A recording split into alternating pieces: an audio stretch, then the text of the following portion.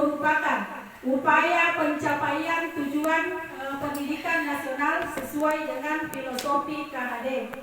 Pendidikan yang berpihak pada murid bersifat menuntun untuk kembangkan kodrat para murid. Modul yang kedua, nilai-nilai dan guru penggerak. Nilai-nilai guru penggerak ini memiliki nilai penggerak, maka seorang guru dapat mudah mewujudkan budaya positif di sekolah. Peran guru penggerak sebagai motor dalam mendorong kolaborasi dan pembentukan keyakinan kelas yang akan dijalankan. Pada modul 1.3, yaitu visi guru penggerak, budaya positif merupakan salah satu perubahan yang menjadi visi guru penggerak dalam mewujudkan lingkungan yang nyaman, aman, dan berpihak pada murid yang mewujudkan melalui prakarsa perubahan sebagaimana filosofi dan profil pelajar Pancasila.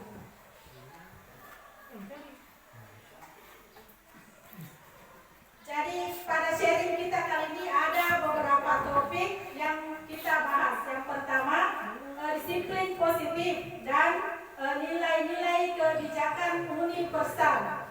Yang kedua, teori motivasi, hukuman dan penghargaan restitusi.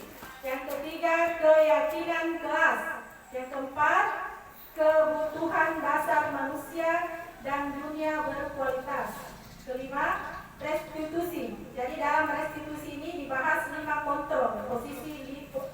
posisi kontrol. Yang keenam, restitusi. Segitiga restitusi. Jadi kita masuk ke topik yang pertama, yaitu disiplin positif dan nilai-nilai kebajikan universal. Jadi perubahan paradigma apa yang terjadi? Misalnya A dan B. Misalnya Anda dan teman Anda. Ambillah secari kertas kecil, tuliskan benda atau sesuatu yang sangat berharga untuk Anda. Letakkan di salah satu tangan Anda dan genggam benda sesuatu tersebut dengan segala daya dalam sebuah kepalan. Jadi coba Bapak Ibu praktekkan. Ambil secari kertas kecil. Tuliskan benda atau sesuatu yang sangat berharga. Jadi dalam kertas kecil itu Bapak Ibu diharapkan menulis sesuatu atau benda yang sangat berharga.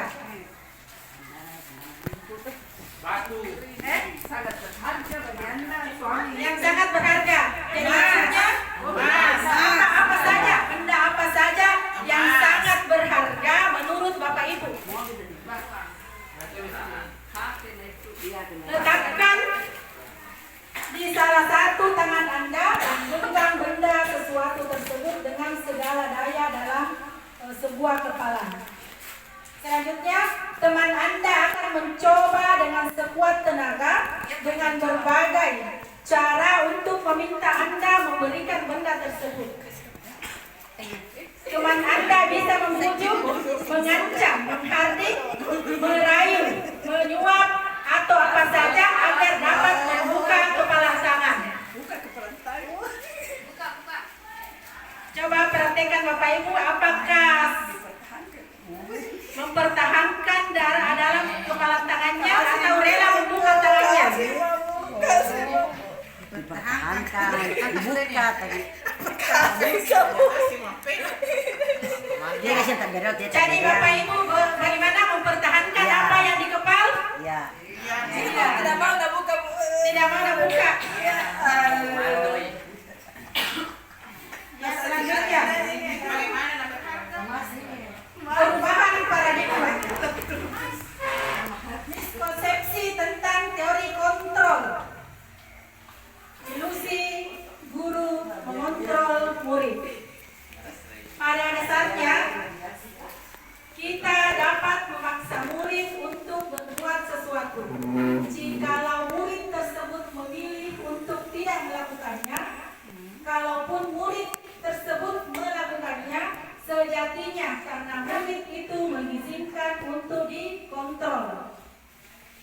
Karena menjadi kebutuhan dasar yang dipilih murid tersebut. Jadi, teori kontrol menyatakan bahwa semua perilaku memiliki tujuan, bahkan terhadap perilaku yang tidak disukai. Selanjutnya, ilusi yang kedua, bahwa semua penguatan positif, efektif, dan bermanfaat. Segala usaha untuk mempengaruhi murid agar mengulangi suatu perilaku tumbuhan tertentu adalah suatu usaha untuk mengontrol murid tersebut. Dalam jangka waktu tertentu, kemungkinan murid tersebut akan menyadari dan mencoba untuk menolak bujukan kita, atau bisa jadi murid tersebut menjadi tergantung pada pendapat sang guru untuk berusaha. Yang ketiga, bahwa kritik membuat orang merasa bersalah, dapat menguatkan karakter. Menggunakan kritik dan rasa bersalah untuk mengontrol murid menuju pada identitas gagal. Mereka belajar untuk merasa buruk tentang diri mereka. Mereka mengembangkan dialog diri yang negatif. Kadangkala sulit bagi guru untuk mengidentifikasi bahwa mereka sedang melakukan perilaku. Yang keempat, ilusi bahwa orang dewasa memiliki hak untuk memaksa. Banyak orang dewasa yang percaya bahwa mereka memiliki tanggung jawab untuk membuat murid-murid berbuat hal-hal tertentu. Apapun yang dilakukan dapat diterima selama ada sebuah kemajuan berdasarkan sebuah pengukuran kinerja. Pada saat itu pula, orang dewasa akan menyadari bahwa perilaku memaksa tidak akan efektif untuk jangka panjang dan sebuah hubungan permusuhan akan terbentuk.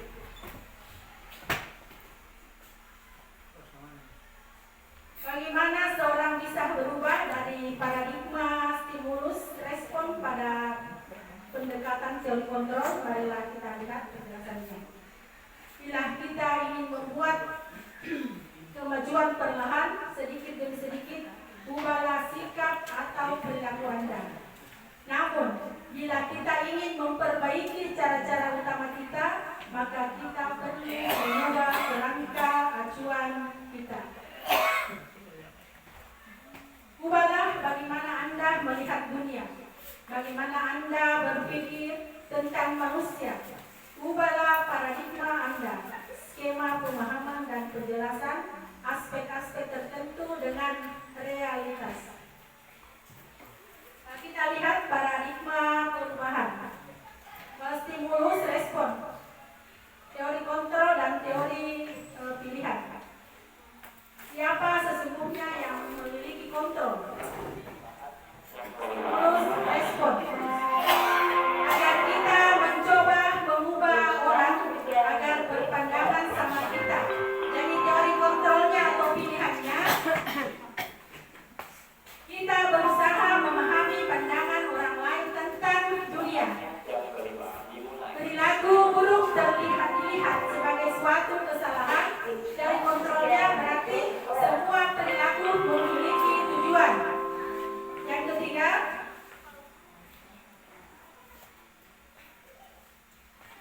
orang lain bisa mengontrol saya. Anda tidak bisa mengontrol orang lain. Stimulus respon yang keempat, pemaksaan ada pada saat bujukan gagal. Teori kontrolnya, kolaborasi dan konsekuensi menciptakan pilihan-pilihan baru. Yang kelima, model berpikir menang atau kalah. Teori kontrolnya, model berpikir menang-menang.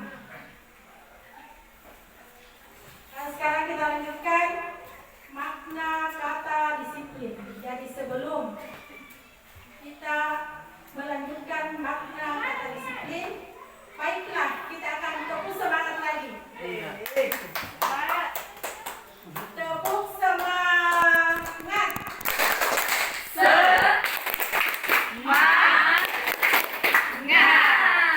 Terima kasih Bapak. Selanjutnya makna kata disiplin.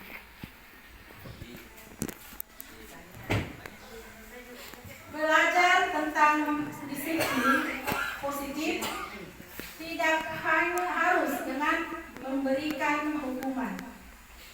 Justru itu adalah salah satu alternatif terakhir dan kalau perlu tidak digunakan sama sekali. Jadi Bapak Ibu, hukuman tidak berlaku pada anak kita. Kata disiplin berasal dari kata bahasa Latin artinya belajar. Kata disiplin juga berasal dari kata yang sama dengan disiplin atau murid atau pengikut. Untuk menjadi seorang murid atau pengikut, seseorang harus paham betul alasan mengapa mereka mengikuti suatu aliran atau ajaran tertentu, sehingga motivasi yang terbangun adalah motivasi intrinsik atau ekstrinsik. Makna asal dari kata ini berkonotasi dengan disiplin diri dari murid-murid Stratos dan Plato. Disiplin diri membuat seseorang menggali potensinya menuju sebuah tujuan, sesuatu yang dihargai dan bermakna. Namun, dalam budaya kita, maka disiplin dimaknai menjadi sesuatu yang dilakukan seseorang pada orang lain untuk mendapatkan kepatuhan. Kita cenderung menghubungkan kata disiplin dengan ketidaknyamanan, bukan tentang apa yang kita hargai atau pencapaian suatu tujuan. Nilai-nilai kebijakan universal. Setiap perbuatan memiliki suatu tujuan. Menurut Dr. William Glasser pada teori kontrol pada tahun 1984.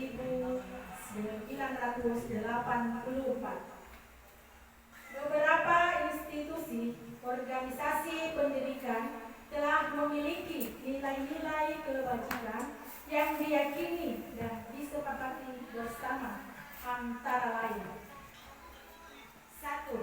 Profil pelajar Pancasila. Yang kedua, yang ketiga, 9 pilar karakter. Yang keempat, penunjuk seumur hidup dan keterampilan hidup.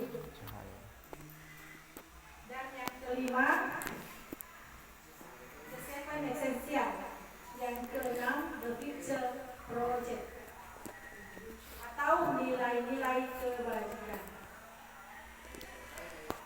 Nilai-nilai kebajikan yang kita inginkan untuk dicapai oleh seluruh anak Indonesia adalah sebagaimana yang termaktub dalam dimensi profil Pancasila. 1. Beriman, bertakwa kepada Tuhan yang Maha Esa dan berakhlak mulia.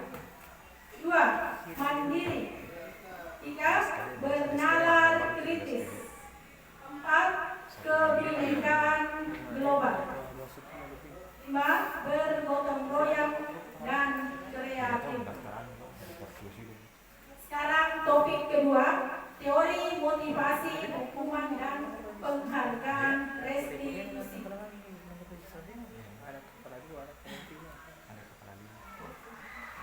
Untuk menghindari ketidaknyamanan atau hukuman, apa yang akan terjadi apabila saya tidak melakukannya? Berarti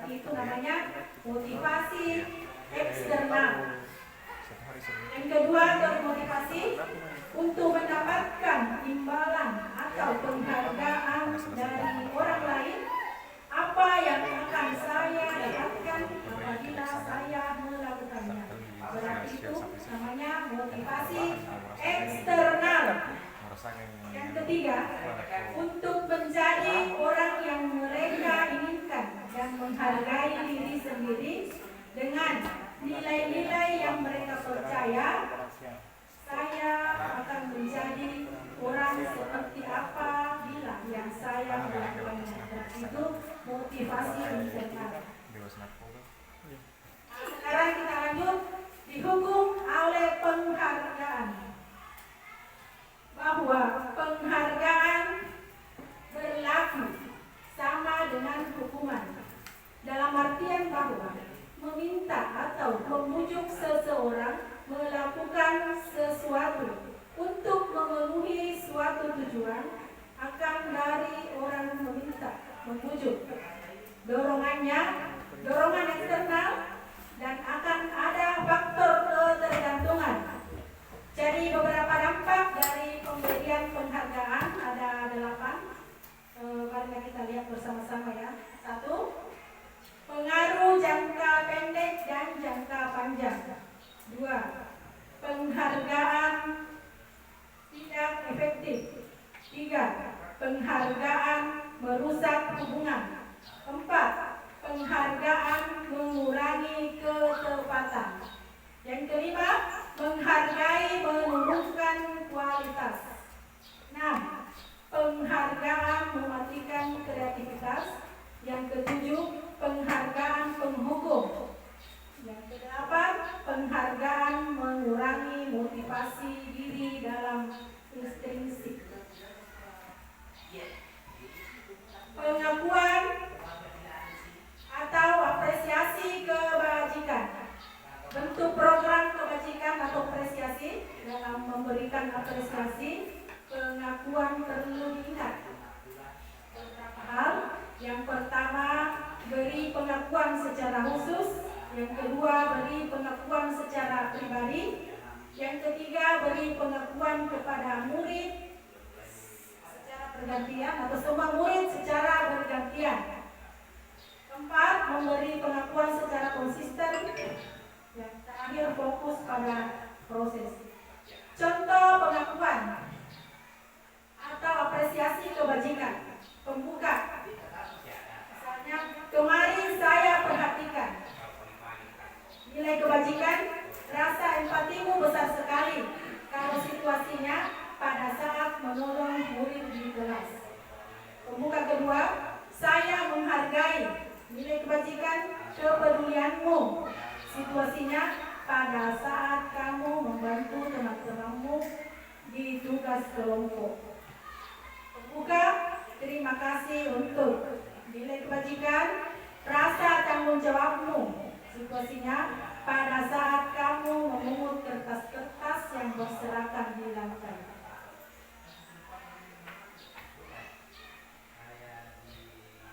Tindakan berupa hukuman atau konsekuensi. Jadi terkadang Bapak Ibu tidak bisa kita membedakan antara tindakan guru, hukuman, dan konsekuensi. Yang pertama, mencatat 100 kali dalam buku kalimat.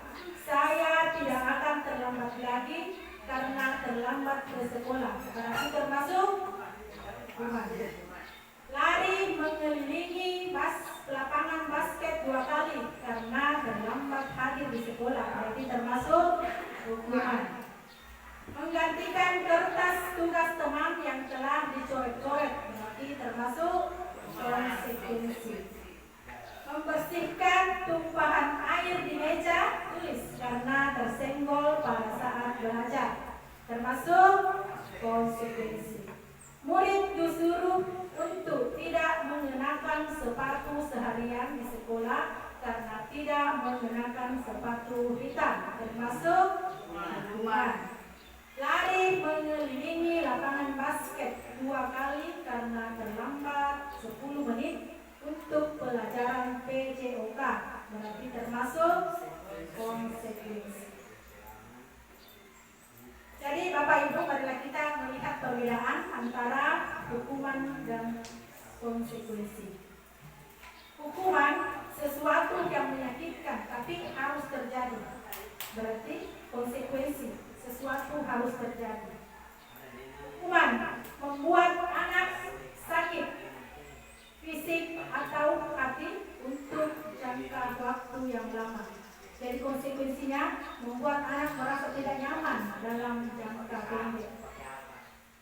Hukuman anak membenci kedisiplinan. Konsekuensi anak menghargai disiplin.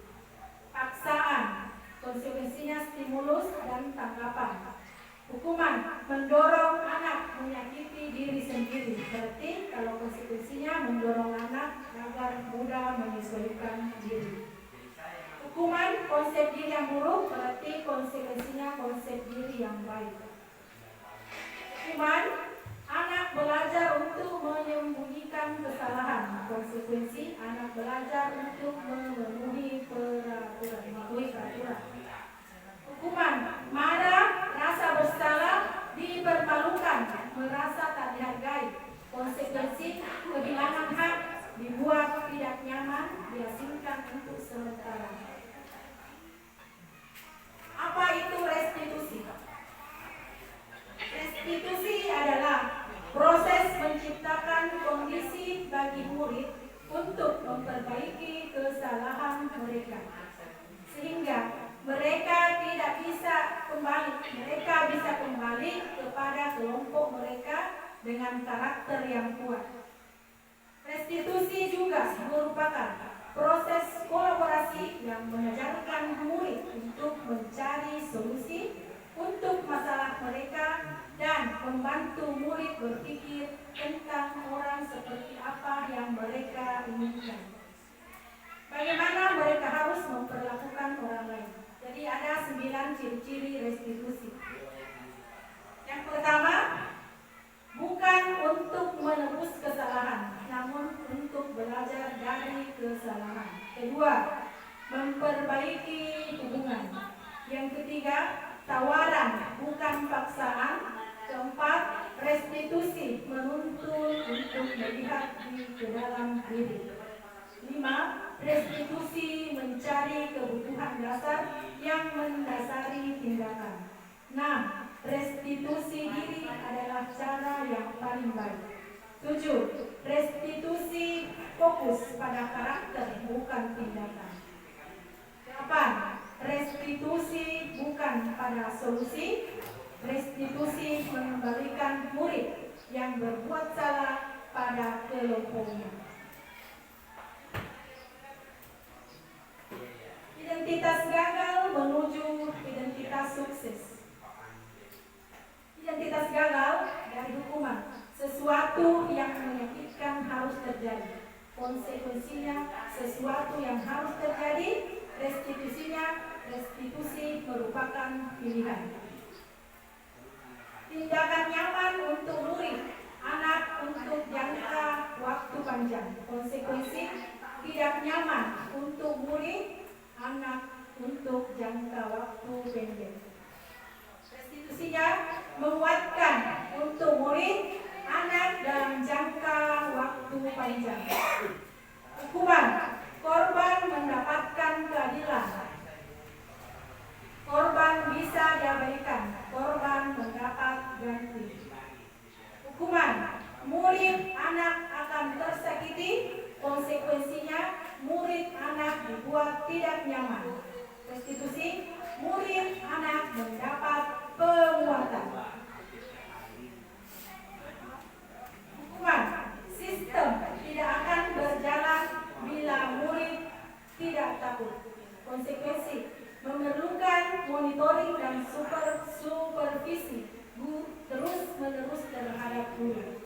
Restitusi, murid belajar bertanggung jawab untuk perilakunya. Hukuman, berlaku hanya pada sebuah institusi, tidak berlanjut pada kehidupan nyata. Konsekuensi, membantu penerapan mengikuti peraturan dalam masyarakat. Restitusi, fokus pada pemecahan masalah dalam jangka waktu yang panjang.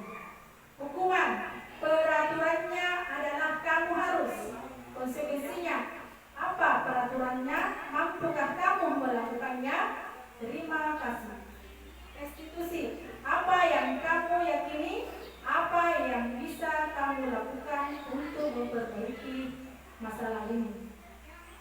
Hukuman, murid akan membenci peraturan.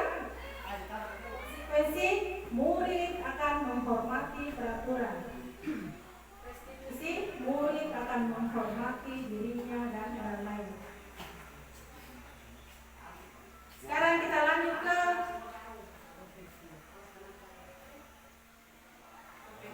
keyakinan kelas.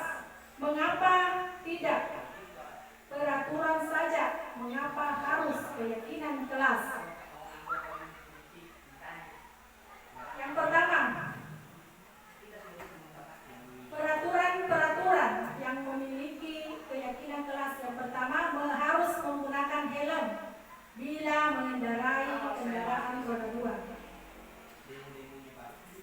3M, menggunakan masker, mencuci tangan dan menjaga jarak pada saat COVID-19 dulu.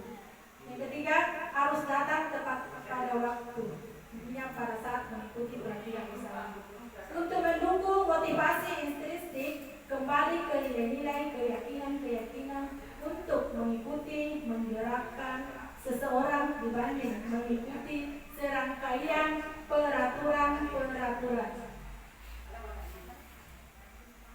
Selanjutnya, budaya positif.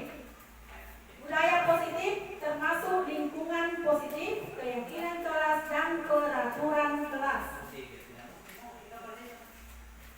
Yang mana merupakan keyakinan kelas? Kita lihat ya. Jadi kesempatan kelas, datang tepat pada waktunya, mengucapkan salam, menjaga kebersihan sekolah, berdoa sebelum dan sesudah kegiatan, aktif dalam pembelajaran, dan tertib. Kalau kesepakatan kelas misalnya, kami, guru dan murid yang saling menyayangi, kami murid dan semangat belajar, kami murid yang peduli dengan teman-teman yang lain.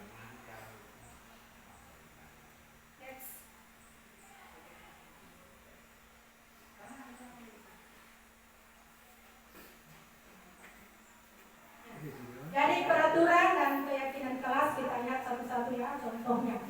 Peraturan, selalu kembalikan buku di tempatnya. Kalau keyakinan kelas, yaitu tanggung jawab. Peraturan, dilarang mengganggu orang lain. Hadir di sekolah 15 menit sebelum pembelajaran dimulai. Dilarang melakukan kekerasan. Dilarang menggunakan narkoba, bergantian atau menunggu giliran, menggunakan masker jika diperlukan, jangan berlari di kelas atau koridor. Kalau itu contoh dari peraturan. Kalau keyakinan kelas, tanggung jawab, menghormati orang lain dan berkomitmen, keselamatan, kesehatan, menghormati orang lain dan bersabar, kesehatan dan keselamatan.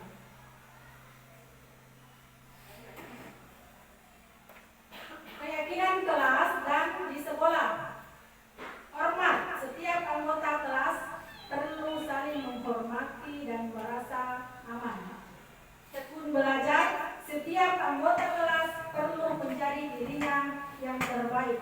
Diterima dan dimiliki, setiap anggota kelas perlu saling membantu. Kalau keyakinan kelas berarti mandiri, agamais, sopan, santun, elok, disiplin, dedikasi, dan inovatif. Sekarang kita pindah ke topik keempat. Kebutuhan dasar manusia dan dunia berkualitas. 5 kebutuhan dasar manusia. Yang pertama, penguasaan. 2, kasih sayang dan rasa diterima. Bertahan hidup, kesenangan dan kebebasan.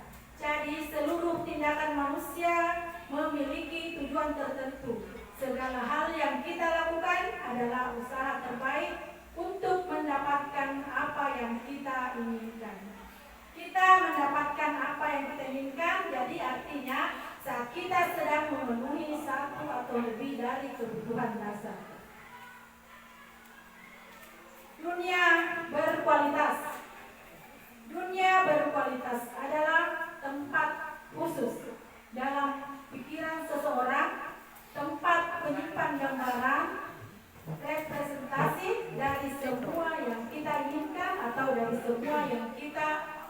perhatikan. Siapakah orang-orang yang paling penting dalam hidup Anda? Nilai-nilai kebajikan apa yang terpenting dalam kehidupan kita?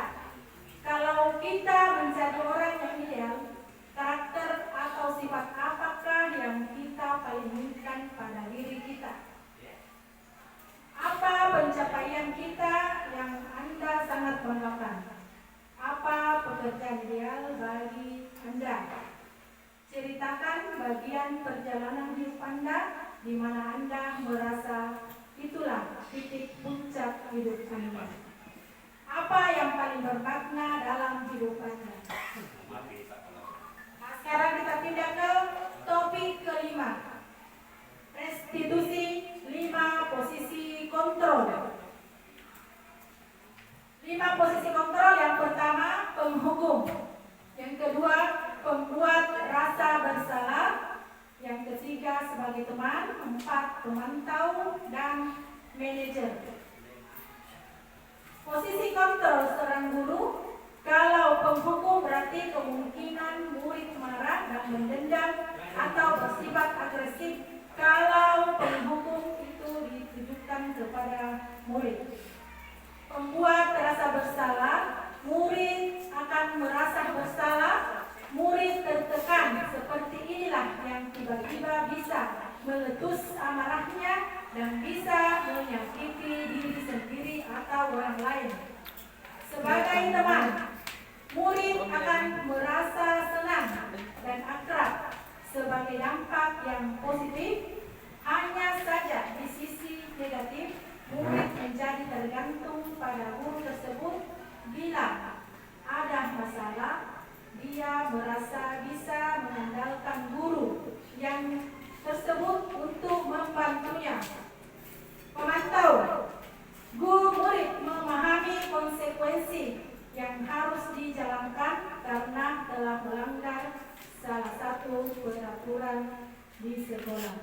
Sebagai manajer, posisi di mana guru berbuat sesuatu bersama dengan murid, mempersilahkan murid mempertanggungjawabkan perilakunya, mendukung murid agar dapat menemukan solusi atas permasalahannya sendiri, serta mendorong murid untuk menjadi manajer bagi dirinya.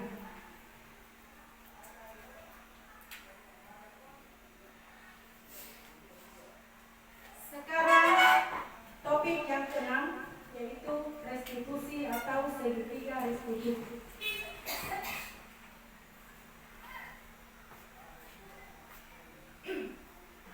Segitiga restitusi. Segitiga restitusi adalah suatu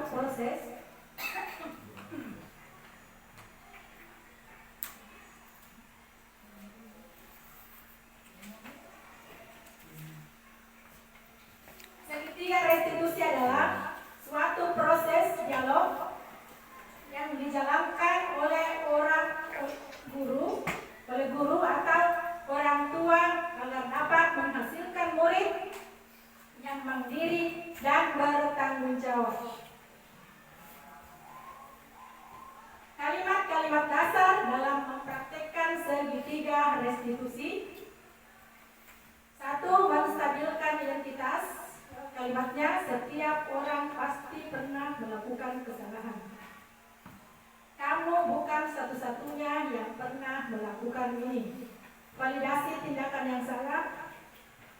Kamu tidak punya alasan mengapa melakukan itu. Yang kedua, adakah cara yang lebih efektif untuk mendapatkan apa yang kamu butuhkan? Keyakinan atau menanyakan keyakinan kelas apa yang telah kita sepakati. Yang kedua, kamu ingin menjadi orang yang seperti apa? Untuk menstabilkan identitas, untuk membuat anak yang merasa gagal karena membuat salah menjadi positif terhadap dirinya. Guru berkata, berbuat salah itu hal yang manusiawi. Tidak ada manusia yang sempurna. Bapak Ibu juga pernah bersalah. Kita pasti bisa menyelesaikan permasalahan ini. Bapak Ibu juga tidak tertarik untuk mencari tahu siapa yang benar, siapa yang salah. Bapak Ibu lebih tertarik untuk menyelesaikan masalah. Kalau kamu menyalahkan dirimu sendiri terus-menerus, apakah kamu bersikap baik pada dirimu sendiri?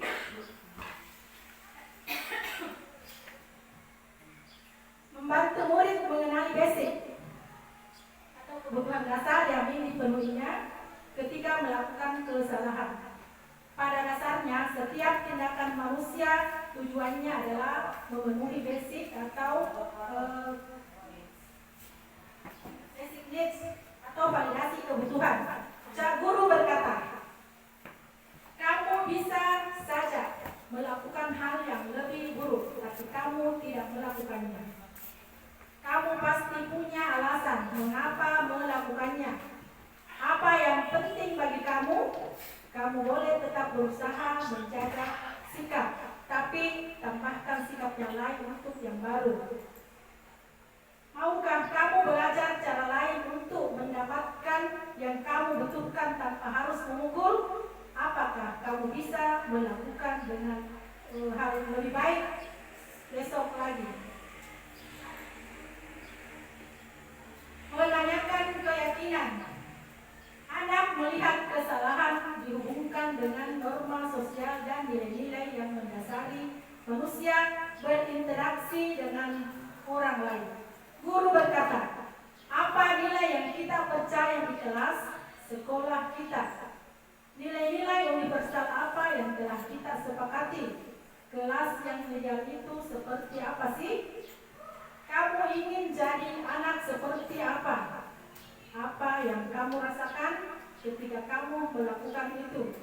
Kamu menjadi orang yang seperti apa? Nah, sekarang Bapak Ibu, itulah tadi penjelasan dari pemahaman budaya positif. Sekarang kita berangkat ke refleksi.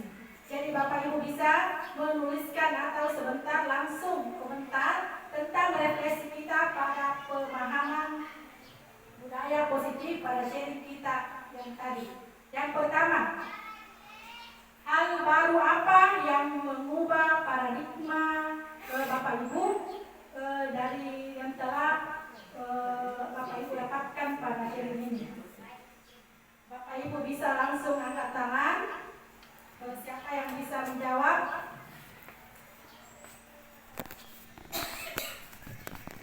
Nabe, Ibu Darmawati. Ya, ini dulu. Ya, Pak.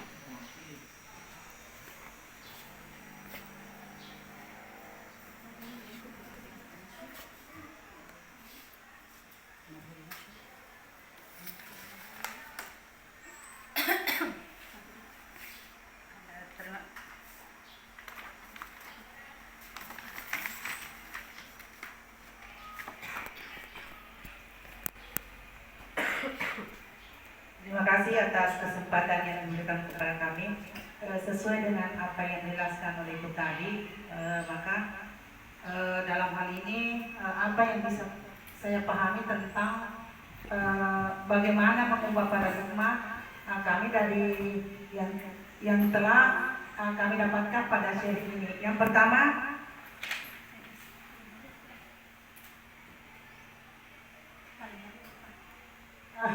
hal baru apa yang mengubah paradigma kami dari yang telah Anda dapatkan pada sharing ini?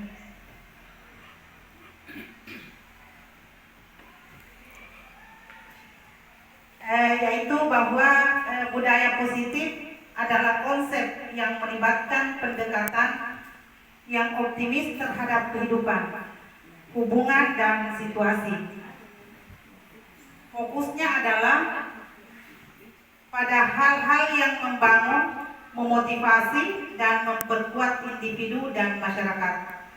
Perubahan paradigma dalam hal ini mungkin melibatkan pemahaman yang lebih mendalam tentang budaya positif. Bagaimana menerapkan dalam kehidupan sehari-hari atau bagaimana mengintegrasikan ke dalam pandangan dunia. Ini bisa melibatkan perubahan makna. Saya kira sekian dari kami. Assalamualaikum warahmatullahi wabarakatuh. Waalaikumsalam warahmatullahi wabarakatuh. Sekarang kita melanjutkan refleksi yang kedua. Perasaan apa yang muncul selama mengikuti sesi ini, khususnya mengenai makna, disiplin, dan motivasi intrik atau internal. Siapa Bapak Ibu yang mau menjawab? Ya, silahkan Ibumu.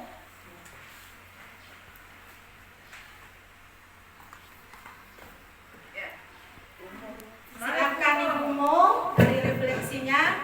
Baik, terima kasih atas kesempatan yang diberikan. Saya akan menyampaikan tentang refleksi yang ada di nomor 2 ini. Perasaan apa yang muncul selama mengikuti sesi ini, khususnya mengenai makna disiplin dan motivasi intrinsik.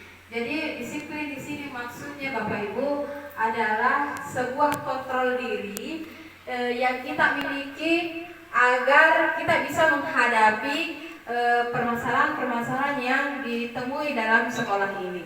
Jadi disiplin di sini maksudnya bukan secara langsung yang biasa kita dengar itu disiplin adalah sebuah kepatuhan, tidak. Maksudnya disiplin di sini bagaimana sikap kita mengontrol peserta didik ketika ada permasalahan yang muncul, dan sebelumnya kita sudah mempelajari tentang posisi kontrol dan bagaimana tahapan tentang restitusi. Kemudian motivasi intrinsik yang ada di sini itu adalah motivasi dari dalam. Bagaimana kita memiliki nilai-nilai kebajikan sebagai seorang pendidik, sebagai seorang penuntun. Jadi inilah yang harus kita miliki sebagai seorang pendidik sebenarnya. Tadi ada yang dari segi profil Pancasila, bagaimana kita memiliki karakter, bagaimana kita selanjutnya beriman, berakhlak dan sebagainya. Kemudian sebelumnya ada yang pertanyaan perasaan, ya saya cukup tercerahkan dengan penjelasan dari Ibu Humaina tentang budaya positif yang mungkin bisa nanti kita terapkan di sekolah kita, dan ini menjadi sebuah kebiasaan dan membentuk sebuah karakter yang mengakar dalam diri kita sebagai seorang pendidik. Terima kasih. Ya, berikan dulu aplaus kepada Ibu. Terima kasih kepada Ibumu. Selanjutnya kita persilakan kepada Ibu Hera untuk merefleksi dari ketiga. Peran seperti apakah yang Ibu telah lakukan selama mengikuti sharing ini? Silakan Ibu.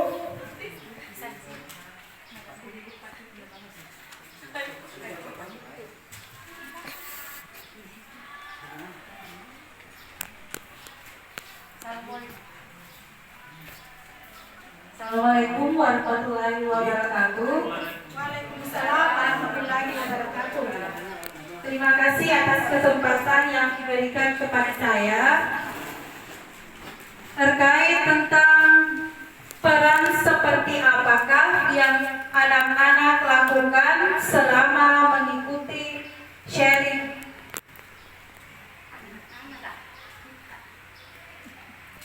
Oke. Di sini kita dapat berperan sesuai dengan kemampuan dan minat mereka, namun peran tersebut menjadi panduan bagi kita untuk berkontribusi dalam upaya pengembangan budaya positif di masyarakat.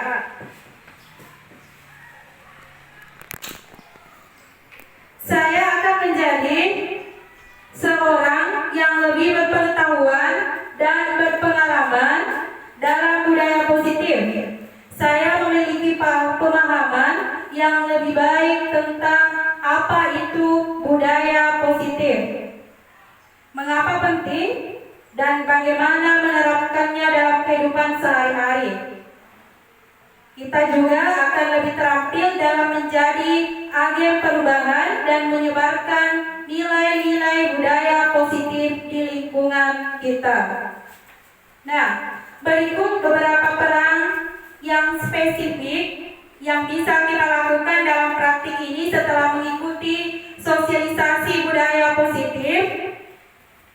Bagaimana itu pengertian? Yang pertama, bagaimana pengertian budaya positif, nilai-nilai budaya positif, manfaat budaya positif, strategi penerapan budaya positif, dan cara menjadi agen perubahan. Demikian paparan dari saya. Terima kasih atas kesempatannya.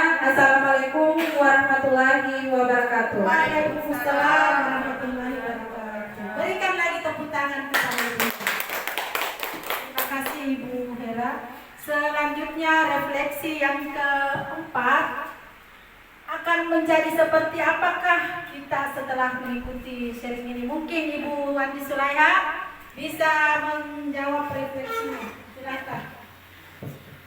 Baik, terima kasih atas kesempatan yang diberikan kepada saya untuk kemudian memberikan sedikit pendapat saya bagaimana setelah mengikuti sesi sharing ini tentang budaya positif. Terima kasih kepada Ibu pemateri untuk hari ini. Ilmu yang diberikan, materi yang diberikan sangat menggugah pengetahuan kita tentang bagaimana menerapkan budaya-budaya positif di lingkungan pembelajaran kita.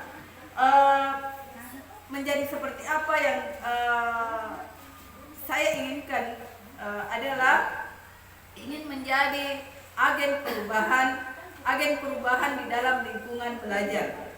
Bagaimana tadi menerapkan segitiga restitusi, bagaimana cara mengatasi masalah yang kami dapatkan di dalam pembelajaran. Seperti tadi bagaimana membedakan hukuman dengan konsekuensi. Sekali lagi terima kasih, ini pencerahan bagi kita semua bahwa apa yang terus terang yang selama ini kita lakukan di dalam pembelajaran kita seringkali memberikan ternyata hukuman kepada peserta didik kita. Nah, inilah yang akan menjadi pengetahuan, menjadi pengalaman bagi kita bahwa hal itu sebenarnya keliru di dalam dilakukan di dalam pembelajaran ini. Itu mungkin dari saya. Terima kasih atas segala ilmu yang diberikan, segala materi yang diberikan untuk hari ini, sehingga kita memberikan penjelasan kepada kita bagaimana pembelajaran yang sesuai dengan Ki Hajar Dewantara. Terima kasih. Assalamualaikum warahmatullahi wabarakatuh. Waalaikumsalam warahmatullahi wabarakatuh. Berikan tepuk tangan yang satu kepada Ibu Yaya. Jadi sebelum kita mengakhiri sesi sosialisasi atau diseminasi perubahan positif pada hari ini, marilah kita speaking dulu. Jadi perhatikan Bapak Ibu ya, caranya begini. Saya menyebutkan satu kata. Jadi Bapak Ibu menyambung kata menjadi suatu kalimat, minimal 7 kata menjadi satu kalimat. Mengerti Bapak Ibu? Contoh dulu. Contohnya misalnya pulpen. Ini pulpen harus dibuat suatu kalimat dengan menyambungkan kata-kata, bisa sampai 7, minimal 7, bisa lebih dari 7.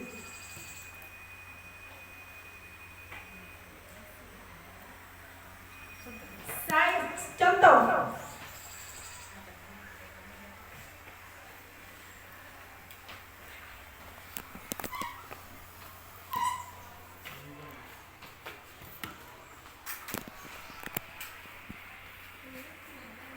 Contoh pulpen ya.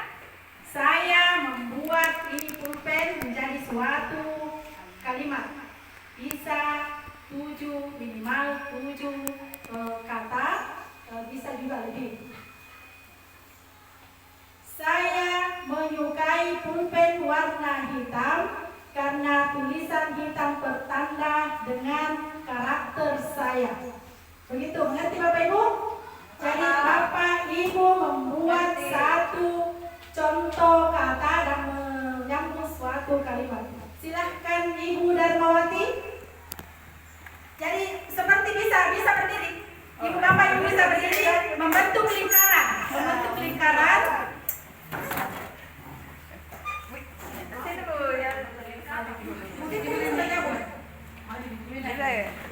lingkaran. Jadi sedikit sebelum kita menutup pertemuan kita. Jadi Bu Darma dulu mulai. Silakan kata apa Ibu? Begini ya. Buku. Ya bisa saja. Itu adalah kata yang biasa mengingat kita masa lalu boleh. Maksudnya dengan kata-kata, kata-kata itu yang selalu diingat biar mau kita tidur diingat juga. Bisa juga seperti itu. Nah silakan. Jadi kata yang saya pilih kata cinta. Cinta, alhamdulillah cinta.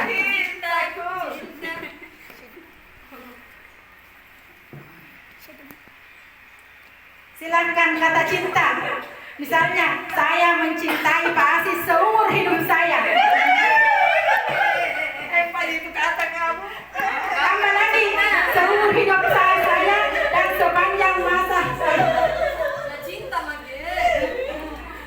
Ya silakan. Terima kasih. Cintaku kepadamu tak akan pernah sirna. Berapa? Udah 4, tambah lagi Bu, tambah lagi. 7 minimal. Bisa 5 lah minimal. Cintaku kepada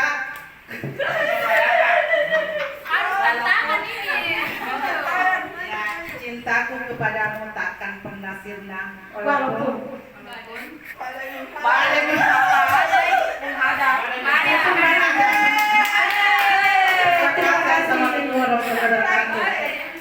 saya tunjuk Ibu Yase. kata apa? Kata mesra. Mesra. Iya. Mesra.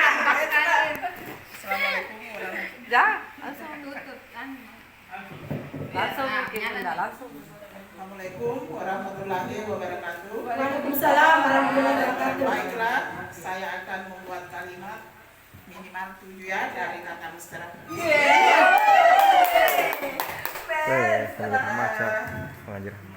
Saya dan dia sangat mesra, walaupun apa yang merintangi aku, tetap aku mencintai seumur hidup.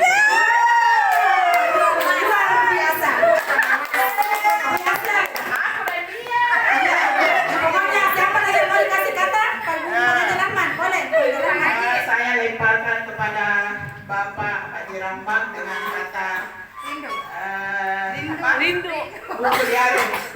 Buku diari.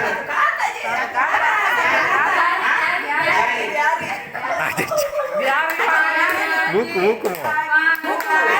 Buku saja, buku. Ya. Jadi selanjutnya kami yang percayakan untuk suatu kata Kalimat ya, kalimat dari kata buku. yaitu dengan tema adalah buku. Ya. Anak-anakku sekalian, ya, Bapak dan Ibu Guru, ya, telah membagikan buku kepada semua peserta didik. Buku itu harus selalu dibaca di mana dan kapan saja, ya, di rumah, di sekolah, ya. Jadi buku itu adalah guru yang terbaik. Ya, assalamualaikum warahmatullahi wabarakatuh. Iya, jadi kata atau kalimat yang terpanjang. Selanjutnya, ya, untuk berikutnya adalah Ibu Rini dengan kata cinta.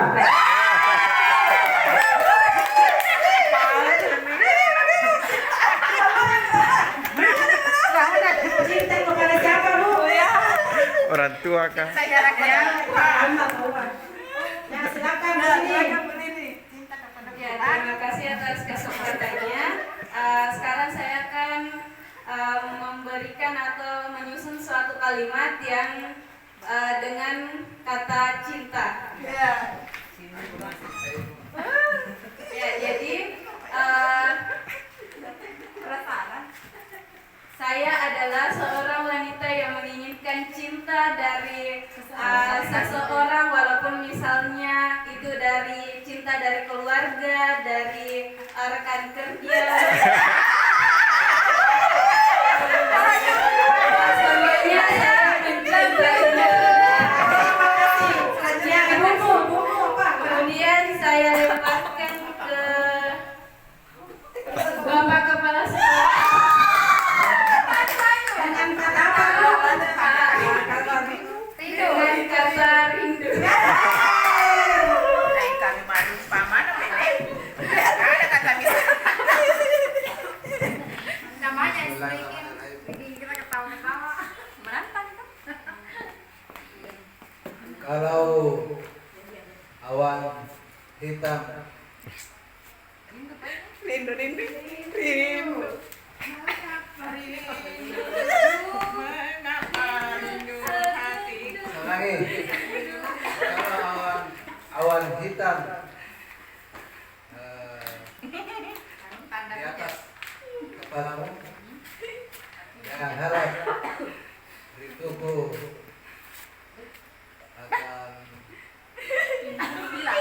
akan hilang. jadi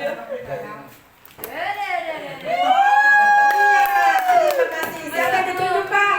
Umum, silakan. Kata apa ini, Om? Kata apa? Kata apa? Aku bikin. makan.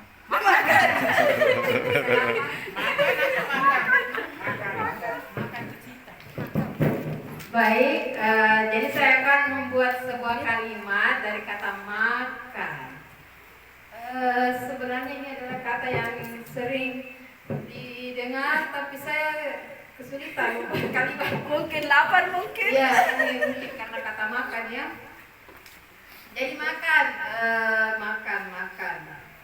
dibunuh, makan dilahirkan. Kemarin saya makan nasi goreng. Oh, saya makan nasi sama lauk di rumah bersama anak, suami, dan bapak saya. Kemudian saya tanya, aduh sudah cukup? Belum. Sama bapak saya. Cukup katanya. Lempar lagi. Ya, bisa lempar. Jadi terakhir ya, terakhir. Hera, Bisa dua, bisa. kata apa? Kata Kata apa, Bu? kata bahagia. Iya. Saya bahagia bersama. Kata yang cukup kita inginkan semua orang mau bahagia. Ya kan, Bapak Ibu? Oke. Bahagia. Bahagia. Saya selalu merasa bahagia bersama suami, anak, dan orang tua saya. Terima kasih. Lempar kasih. Oke, selanjutnya saya lempar ke Ibu Fitri dengan kata Muhammad.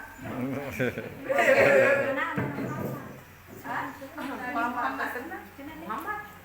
Nabi Muhammad. Baru tutup ya. Ya, jadi Bu Hera memberikan kata Muhammad kepada saya untuk dibuatkan kalimat.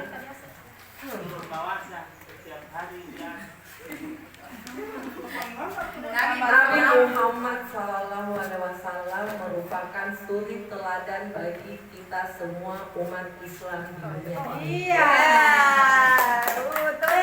Tangan semua. Terima kasih. Oke. Bisa duduk. Ya, demikianlah speakingnya Bapak Ibu. Terima kasih atas segala perhatiannya. Mohon maaf atas segala kekurangannya. Demikianlah penyampaian, diseminasi atau sosialisasi budaya positif untuk untuk hari ini. Terima kasih. Assalamualaikum warahmatullahi wabarakatuh. Waalaikumsalam warahmatullahi wabarakatuh. Tahu Bu, saya tidak menyelesaikan tugas tiket. Kamu pasti punya alasan. Kenapa mereka ambil apa? Saya merasa bosan sekali di sini.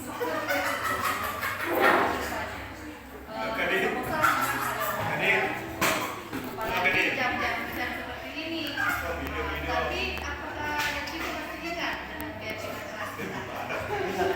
saya tentukan Mengerjakan segala pekerjaan, kemudian mengikuti segala kegiatan yang ditugaskan. apakah negara sekarang sudah diberikan kesepakatan tadi? Tidak Bu, saya minta maaf. Lalu apa yang akan kita lakukan terhadap hari ini dan biar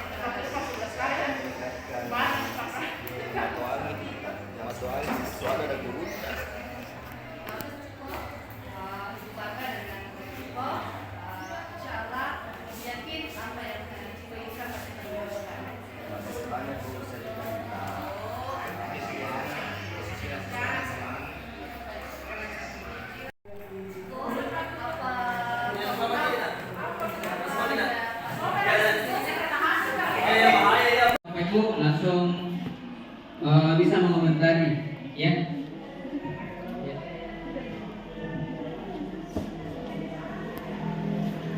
Kita baca Bapak Ibu, ini lihat semua rencana dari teman-teman di yang lain.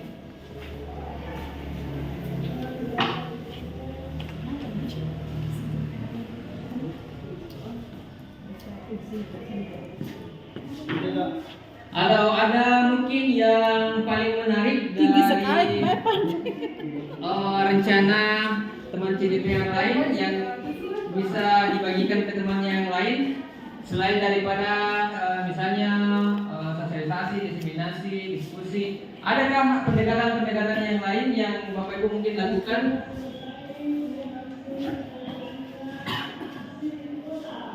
Dikumpulkan di ruang lab, dikumpulkan di ruang guru. Mana yang dimaksud? Persiapan berdiskusi, persiapan pelaksanaan sosialisasi, rapat, menyampaikan, membuat keyakinan kelas, diskusi. Untuk teknis, bahkan penentuan tanggal berapa, jamnya, waktunya,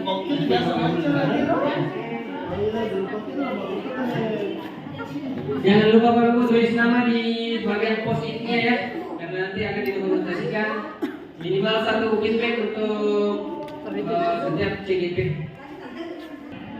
antara apa yang dilakukan guru sama apa yang akan dilakukan Pak Muslimin. Ternyata untuk peran kontrol guru yang paling urgent untuk kita sampaikan secepatnya. Panjang ya Bapak Ibu. Nah, ini Prakasa Perubahan Garis Diri, yaitu berfokus pada visi aspek berkarakter dan profil belajar Pancasila, serta yang kedua berupaya untuk meningkatkan rasa percaya diri, mandiri sebagai profil pelajar Pancasila di SMP.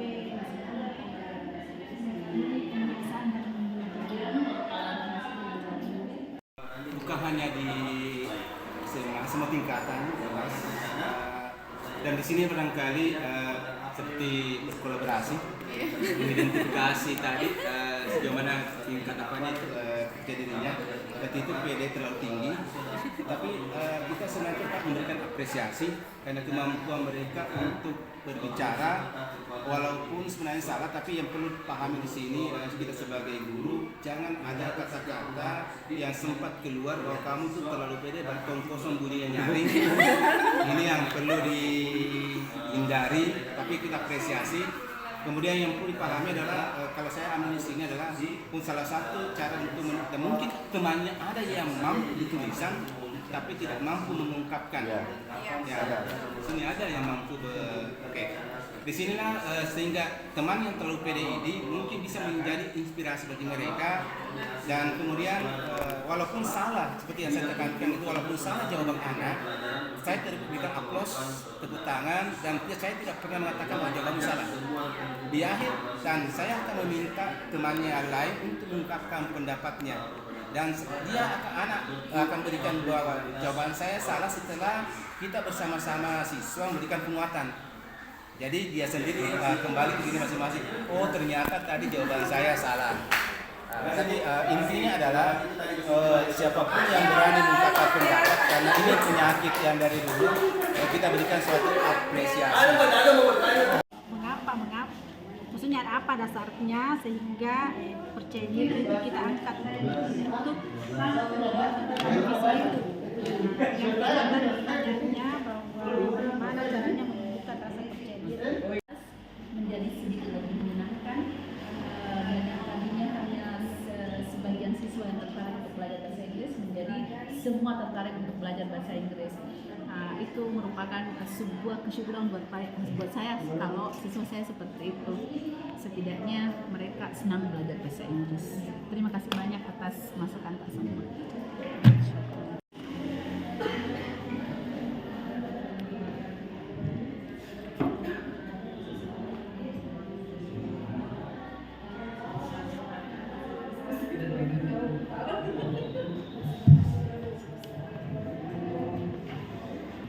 Iya.